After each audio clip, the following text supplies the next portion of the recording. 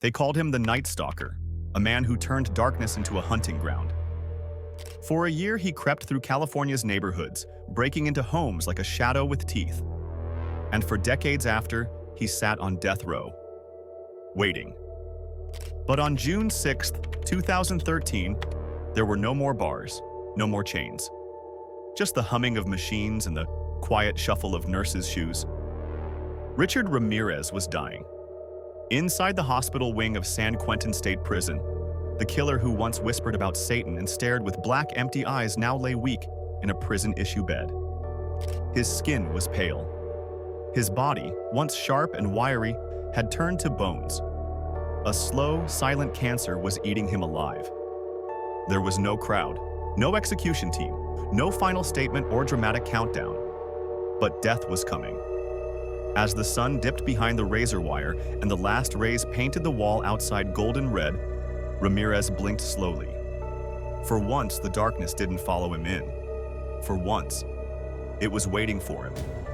This is the story of his final 24 hours, the monster's last breath, and what happened when the Night Stalker finally faced the light. Richard Ramirez wasn't in a cell when death came knocking. He was in a hospital bed, hooked to machines, barely moving. In those final hours, guards stood nearby, not because they feared escape, but out of routine. The Night Stalker wasn't going anywhere. His body was shutting down. He barely spoke. But when he did, it was soft, raspy. He wasn't crying. He wasn't begging. He was calm. A few staff members said he gave them that look, the same cold stare from his trial days. A little smirk, like he knew something you didn't. He was allowed a phone call, maybe two. One, possibly to Doreen Leoy, the woman who married him while he was on death row. A former magazine editor, Doreen had written him dozens of letters, called him her soulmate, but in the end, even she drifted away. Some say she cut contact years before. Others say she called anyway. No one knows for sure what was said. Only that his voice was weak, barely a whisper. No family came, no priest, no weeping goodbye. Just a man once feared across California, dying alone, watched by people who only wanted to make sure he did. The Night Stalker was fading, and no one shed a tear. Before he was the Night Stalker, he was just Richard Ramirez, a boy growing up in El Paso, Texas. But even as a kid, the shadows followed him. His father was strict and angry, often beating Richard with belts and fists. To escape, young Richard started sneaking out at night, sleeping in cemeteries just to feel peace. But the real turning point came when he was just 12 years old. That's when his cousin Miguel, a war veteran, came home from Vietnam. Miguel wasn't a hero. He was broken. He showed Richard pictures of women he claimed to have killed overseas. He told stories filled with blood, violence, and no regret. Then, one day, Richard watched as Miguel shot his own wife in the face, right in front of him. After that, something in Richard changed. He started stealing, breaking into homes, dropping out of school. By the time he was a teenager, he was already addicted to drugs and obsessed with satanic symbols. He moved to California in his early 20s, alone, unstable, and looking for something to fill the darkness inside him. That's when the break-ins began. At first, it was just theft, but soon, it was blood. He chose his victims at random, young or old, rich or poor, it didn't matter. Because Richard Ramirez had become something else, not a boy, not even a man, but a shadow with teeth. And California had no idea what was coming. From 1984 to 1985, California didn't sleep. That's when the Night Stalker came out. Richard Ramirez wasn't like other killers. He didn't have a pattern. He didn't pick certain types of people.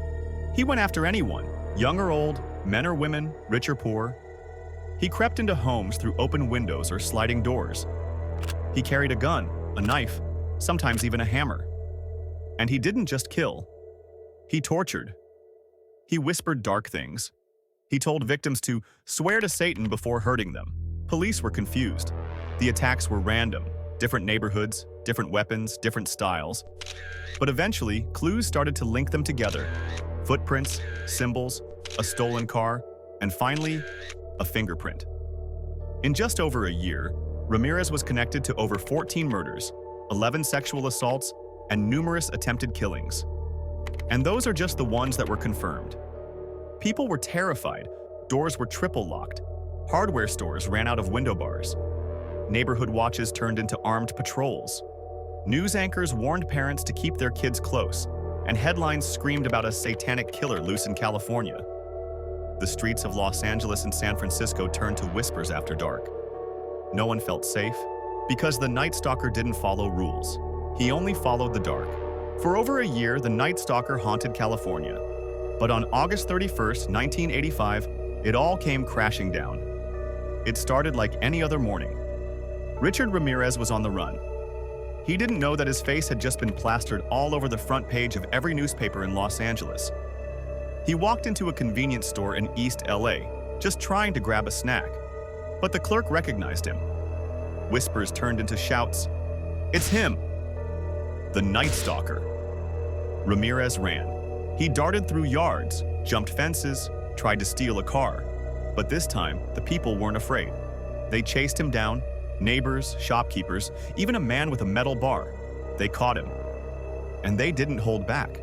By the time police arrived, Ramirez was bloody and bruised, his face swollen, his lips split.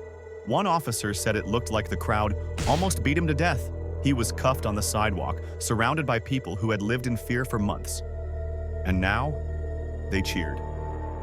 That day, evil didn't vanish, but for the first time, it lost. The Night Stalker wasn't a shadow anymore. He was a man who got caught by the very people he thought he could terrify. And the city that once trembled, roared. It took nearly 3 years to bring Richard Ramirez to trial. The case was huge, over 1,600 pieces of evidence, dozens of witnesses, and a courtroom filled with reporters, victims' families, and people who just wanted to see the face of the Night Stalker. The trial began in 1988, and it wasn't quiet. Ramirez walked in with sunglasses and a smirk. He carved a pentagram into his hand and held it up to the cameras. At one point, he even said, "Hail Satan." He wasn't trying to act innocent. He was trying to act in control. But the evidence was overwhelming. DNA, fingerprints, stolen items, eyewitnesses. The jury heard story after story of the terror he caused, of lives destroyed in minutes. On September 20th, 1989, Richard Ramirez was found guilty of 13 murders, 5 attempted murders, 11 sexual assaults, and 14 burglaries. The punishment? Death by gas chamber. When the sentence was read, Ramirez didn't show emotions. He said, "Big deal. Death always went with the territory. See you in Disneyland." The courtroom gasped. But no one was surprised, because even in chains, Richard Ramirez wanted to be feared. But now, he was a killer with a number, C3-366, and he was going exactly where he belonged, death row. After the trial, Richard Ramirez was sent to San Quentin State Prison, California's toughest death row. But if you think he spent those years in silence, you'd be wrong. He became a celebrity, a dark one. He gave interviews from behind glass, flashing his crooked smile and saying things like, "You don't understand me. You never will." He talked about Satan, about fate, about death. And the scariest part? He never once said he was sorry. Even stranger, he started getting fan mail. Women from all over the country sent him letters, pictures, and poems. Some even showed up to visit. They called him Misunderstood. One of them, Doreen Leoy, a magazine editor, married him in 1996, right there in prison. She wore a wedding dress. He wore a smirk. To the guards, Ramirez was calm but cold.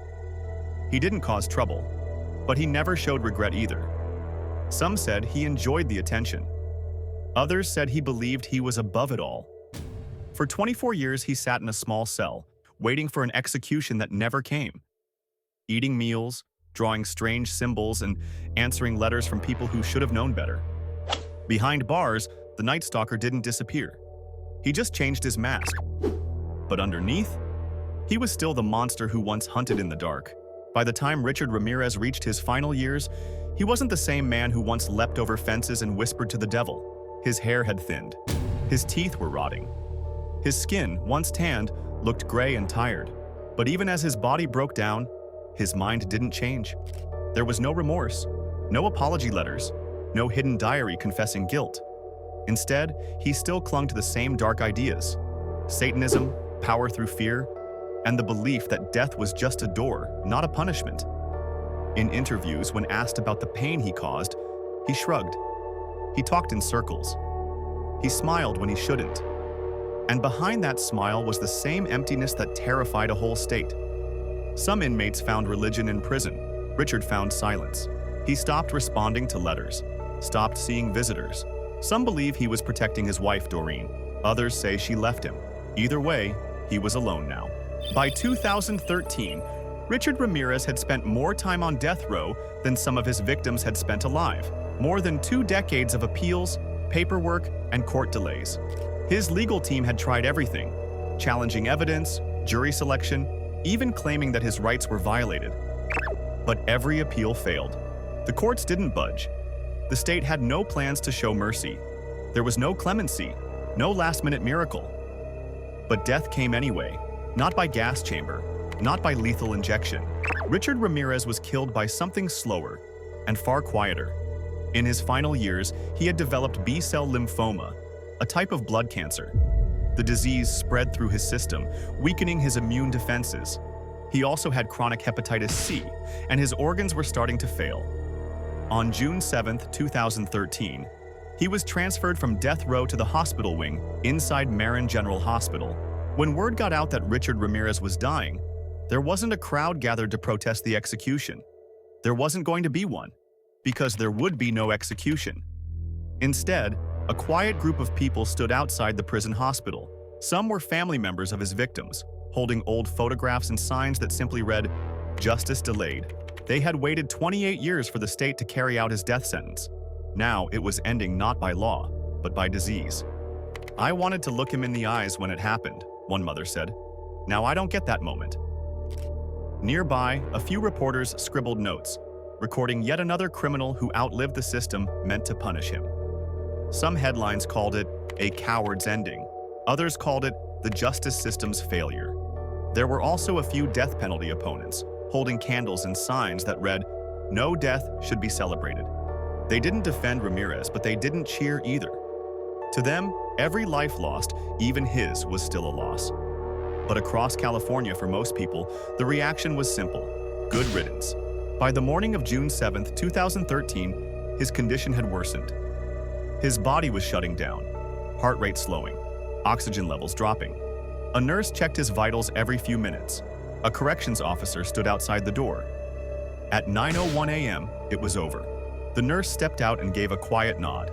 Time of death, 9:01. That was it. The man who once tore through California's nights like a storm died, lying still, under hospital lights. A monster swallowed by something far more patient than he ever was: time. Later, the Department of Corrections issued a short statement.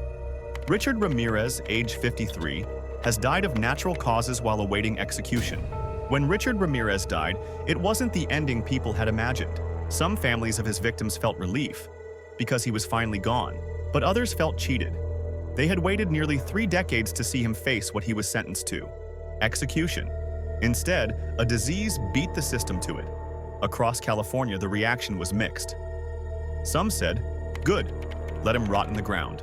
Others asked, "Why did it take so long?" In the years that followed, Ramirez's story didn't disappear. It was turned into Netflix docuseries, true crime podcasts, YouTube breakdowns, and films. His mugshot, dark eyes, wide grin, messy hair, became one of the most recognized images in American crime history.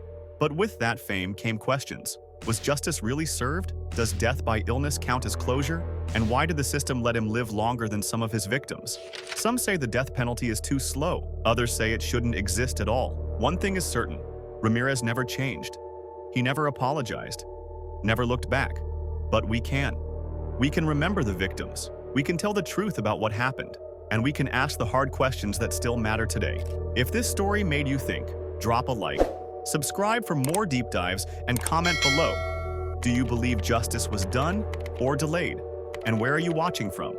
Until next time, stay safe, and never forget what can hide in the dark.